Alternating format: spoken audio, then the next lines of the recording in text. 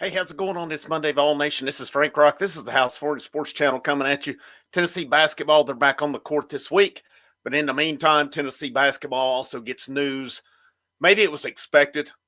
Still not good news along the way at any point, especially when you're talking about the depth that you have for the season. JP Estrella has been out with an injury for he didn't play in the Bahamas.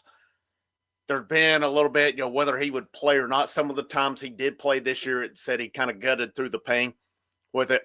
He did announce on his social media today that he is, in fact, having season-ending surgery on his foot, and that will conclude his 24-25 season. It's a lingering foot injury, is what it said. According to everything I've read on VolQuest, and the article, it says it's dated back to the summer.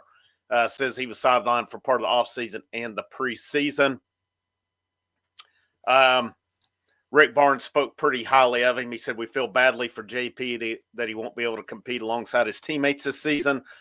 In addition to being a talented player, he is such a positive and energetic person." He said it is for that reason we know he will still make an impact, even if it's not on the court.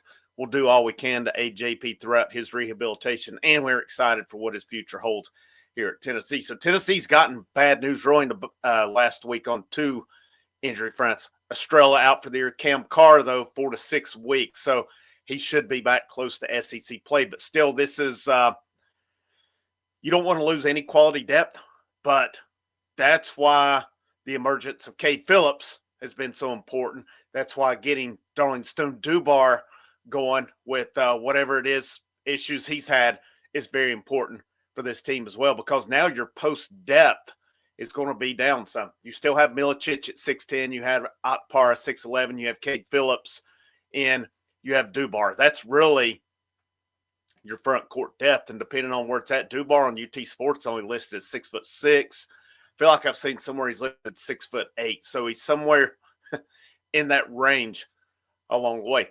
But it's a loss from a depth standpoint, but it's also, you look at it for next year. Estrella gets the surgery he needs now.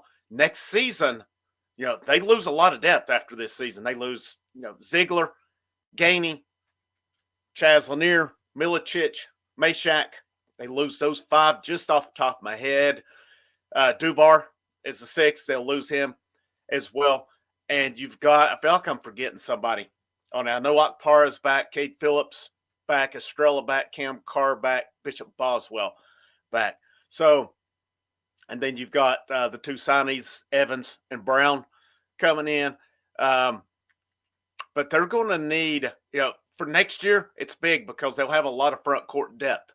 But this year, it's why you got to keep Akpara out of foul trouble. You got to, Cade Phillips has got to continue to prove. We got to get Dubar up to speed as well. That's going to be vital for Tennessee in terms of their depth goes, but it's been a positive in terms of what we've seen also with the emergence of Cade Phillips getting better and better as the season goes along. Hate it for JP Estrella.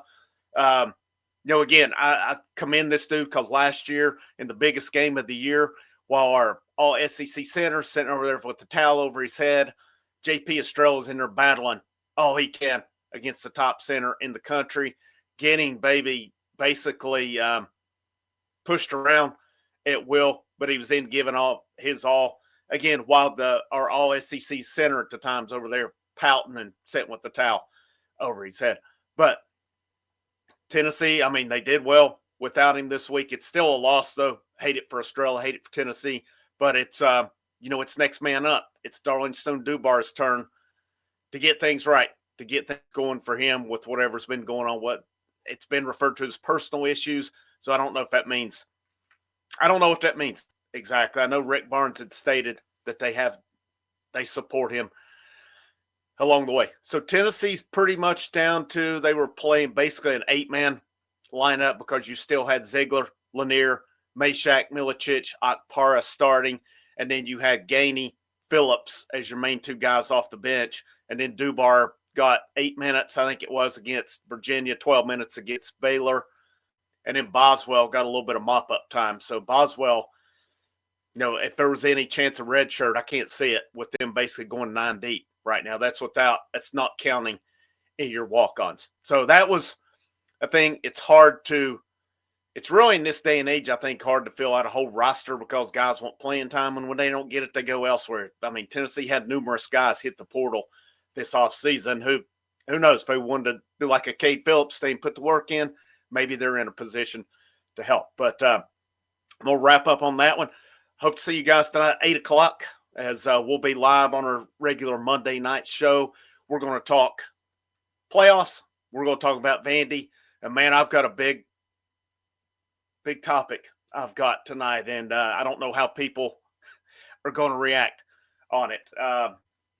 It's on Josh Heupel, so it's nothing out of. I just want to discuss basically this weekend. Do we find out if Josh Heupel is the guy for Tennessee football? I think we find out this weekend. But Frank Rockhouse, Foreign Sports Channel. Hope you guys have a great Monday, and last but most certainly not least, it's a great day to wear the orange.